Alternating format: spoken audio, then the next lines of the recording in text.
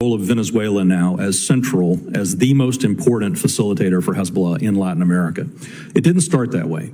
In the 1990s, 1980s, 1990s, what Hezbollah did was principally move into Colombia as the jurisdiction by which they either obtained legitimate or illegitimate fraudulent paperwork in order to facilitate their movement undetected or uninspected around the region.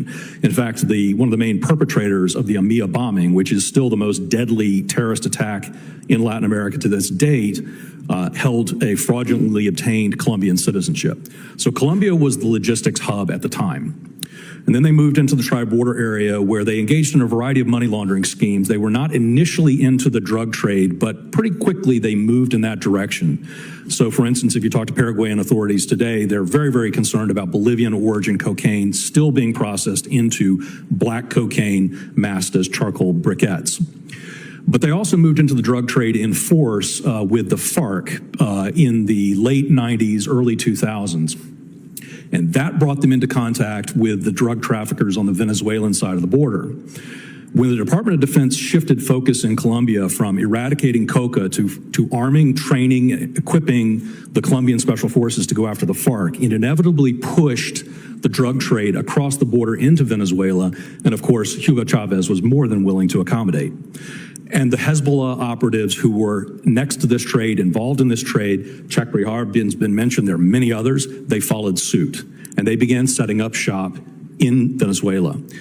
In fact, as the Treasury began to move after certain of these individuals, for instance, we designated Ali Mohammed Saleh as a narcotics kingpin in 2011, and then we went after his brother in 2012 and designated both of them as terrorist financiers. They left shop in Colombia and set up shop across the border in Venezuela.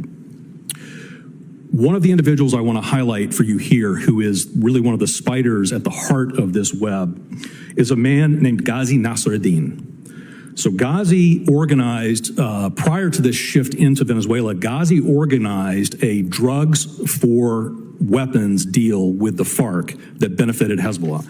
Ghazi has been a Hezbollah operative for many, many years, but he also holds Venezuelan citizenship, and he served in senior diplomatic posts, particularly in Damascus, where he personally arranged meetings with Hezbollah officials and the issuance of Venezuelan passports to Hezbollah operatives to conceal their identities.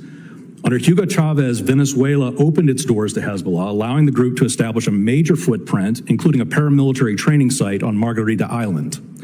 As far back as 2002, 2003, when I was at the Pentagon as the Assistant Secretary for Special Operations, we had indications of document forgery on that island, and I've seen documentation that the Venezuelan government was awarding contracts to Hezbollah front companies as far back as 2001.